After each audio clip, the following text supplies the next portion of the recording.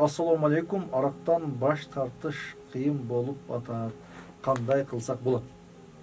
Арактан баш тартыштын эң оңой жолу, эң жеңил жолу, эң биринчи ушул дааватка чыгыңыз. 3 күн дааватка чыгыңыз, 40 күн дааватка чыгыңыз.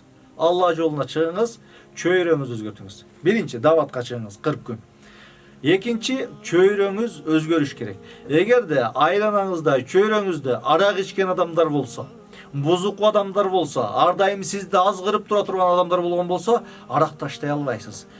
Таштайын деп ниет кыласыз да, бирок чөйрөңүз сизди бузуп кете берет. Ошондуктан экинчи, чөйрөнү өзгөртүңүз. Чөйрөнү жаныңыздагы байгы алкаш достордон, арак ичкен достордон, бузуку достордон алыс болуңуз.